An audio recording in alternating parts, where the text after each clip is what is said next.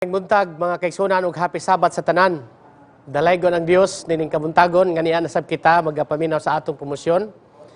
Nining buntaga mga kaigsunan, makita ninyo sa inyong screen ang mahitungod sa ato ang promosyon diha sa Sabat offering May 9 alang sa ato ang ADRA mga kaigsunan. Pero nako ipahinumdum ninyo mga kaigsunan nga ang atong paagi sa pagkolek sa offering mauman ang COP. So ang inyong offering makaigsunan ihulog ninyo diha sa ato during sa hour of worship makaigsunan. Pero kung naa mo specified nga gusto gyud mo motabang sa atong ADRA makaigsunan, isulod lang ninyo og envelope unya ihulog ninyo unya sa panahon sa hour of worship. Og i-remind mo nako makaigsunan nga ang atong COVID-19 emergency response nga ginabuhat karon sa ADRA, nagpahinumdum sila nga dili ginato ni kalimtan makaigsunan alang kini sa ato ang disaster, famine and relief.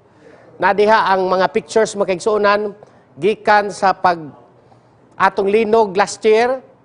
Ato hinumduman makaigsunan nga usa na ka decade ang ADRA og karon gitawag ni siya og ADRA Day karong adlaw makaigsunan. So ADRA Day. So gidasig ang mga kaigsunan kung asa mo karon nga mohatag mo sa inyong pinasahi nga offering alang sa atong ADRA. Og mao ni ang picture sa taal makaigsunan nga ang atong ADRA nagatabang. Og niadtong miaging tuig mahitungod sa linog didto sa Kidapawan, sa Tulunan og sa Magsaysay naa diha ang mga pictures makaigsunan. Dalaygon ang Ginoo nga ang atong ADRA dako gyud kay katabang makaigsunan. Ngadto mi sa mga kabukiran kauban sa ECS og sa atong makaigsunan sa Southern Mindanao mga administrators nato uban sa ato ang ECS director nga si Pastor Siliote. So karon makaigsunan adto ta sa ato ang main nga promosyon karon buntaga. Atong gilugwayag gamay atong panahon makaigsunan kay gamay ra gyud kayong atong 8 minutes nga gihatag kada promosyon.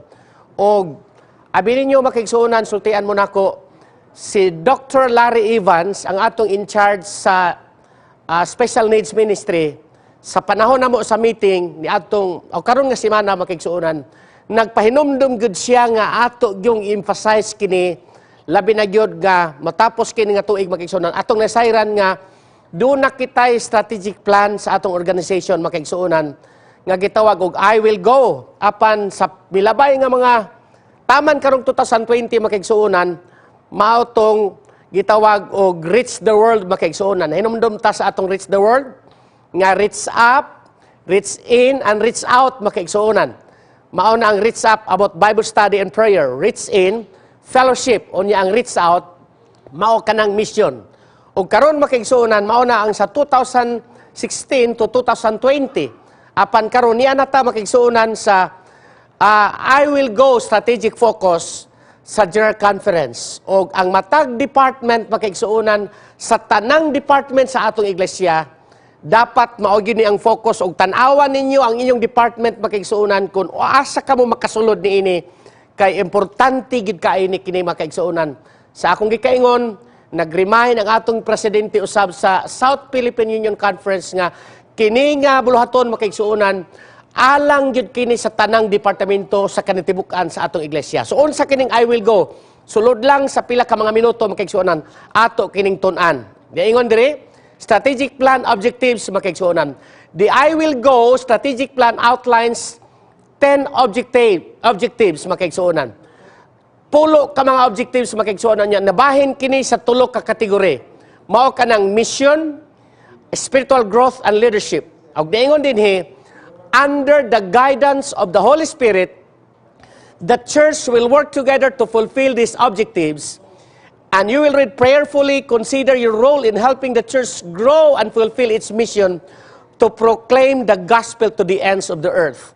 Mga kaigsunan, kita gyud tanan mo apil sa buhat alang sa pagdaog hamiling kalag apan ang atong strategic plan karon sa GC makaigsunan sa tibuok kalibutan kita gyud mo apil niini mao nang atong focus I will go mission, spiritual growth and leadership. Mao kini ang atong tagaag dako kayong pagtagad sulod sa 5 ka tuig makaigsunan from 2020 to 2025 makaigsuonan mo focus kita diha makaigsuonan sa ato. Unsa kining tulo no? The 3 main categories makaigsuonan. Mission, spiritual growth and leadership. O kining mission makigsunan, dunay upat ka mga objectives. Pila lang kini ka minuto, pero ato ning sunod Sabado makigsunan tagaan gihapon din ato pagtagad, pero ingon siya dinhi, number 1 objective sa mission makigsunan, to revive the concept of worldwide mission and sacrifice for mission as a way of life involving not only pastors, but every church member, young and old, in a journey of discipleship makigsunan. So atong hinumduman nga, ang atong mission sa atong church makigsunan, na makita sa Matthew 28, 19 and 20 makigsunan, nga kita tanan mo apil gyud sa pagmensahe, o ang Revelation 14, 6-12 makigsunan. Kinahanglan ato ng sabton nga ang kinatibuk-an, worldwide mission and sacrifice for mission. Mabatan-on man ka, basag unsa kang membro sa iglesia, mapastor man ka makigsunan, kinahanglan nga Google kag panahon alang sa pag-apil sa buhat, labi na gyud ang gitawag journey of discipleship. Number 2 makigsunan ng objectives about mission, to strengthen Adventist outreach in large cities across 1040 window among the unreached and underreached people groups and non-Christians religions by planting and discipling no worshiping groups, creating urban centers of influence makigsunan. So ato nang mabalikan unya. Number 3, to make developing resources for mission to non-religions, Christian religions and belief systems of high priority. Maunay ikatulong objectives makigsunan about mission. And number 4, to strengthen Seventh-day Adventist institutions in upholding freedom, health, and hope through Jesus, and restoring in people the image of God. So makigsunan atong usbon, mauni ang upat ka mga objectives about mission, revive worldwide mission, outreach in large cities, people groups, and mission to non-Christian groups, and strengthen Adventist institutions. Maunang upat ka mga objectives makigsuunan nga naa sa kategory nga mission. So maunay number 1, mission. The first category is mission. In other words, bisag asa ka nga hutong sa imong pagkamembro sa iglesia makigsuunan, kita gyud mo appeal sa mission, no? Ma-outreach man na sa city makigsuunan, sa non-Christian groups, ato yung i-revive makigsuunan ang kanang gitawag worldwide mission.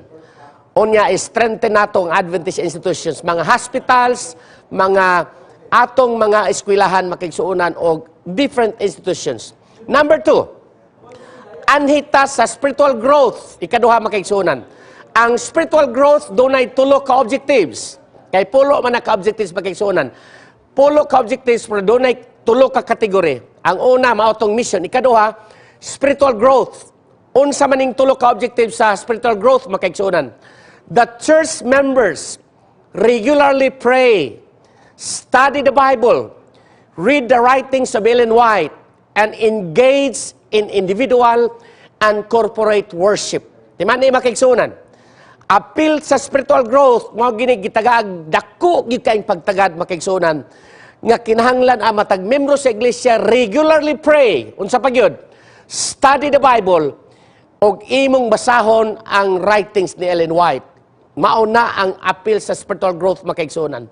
Sunod nga objective sa spiritual growth, that individuals and families are being nurtured and discipled to walk with and be faithful stewards of the gift of the Holy Spirit.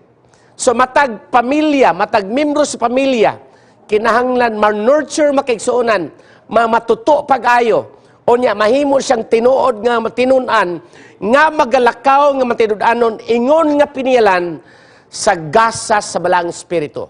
Mao na ang ikaduha makigsuunan nga objective sa gitawag spiritual growth. Nya ikatulo ingon sa diha, that youth and young adults manifest a biblical worldwide that places God first. It is consistent with Adventist beliefs and is integrated with information in ways that are ethically, socially, and morally responsible. So ato i-review kadyot makigsuunan ang sa spiritual growth, kay second to the last kini. Pray and study, makigsuunan the Bible, and the writings of Ellen White. Ikaduha nga objective sa spiritual growth, nurture, discipline, faithful stewards. Unya ka ng consistent with Adventist beliefs makaigsuonan. Maunay atong tagaan og dakong pagtagad for the next 5 years makaigsuonan. Bisag asa kita ibutang sa Ginoo for the next 5 years, kinahanglan gyud kita tanan mo apil alang niining mission and spiritual growth and leadership makaigsuonan. So adto tas katapusan, ang leadership makaigsuonan doon na po'y tulo ka objectives. Ingon diha, to strengthen the redemptive role of pastors, teachers, and other frontline workers, and provide them with regular growth opportunities.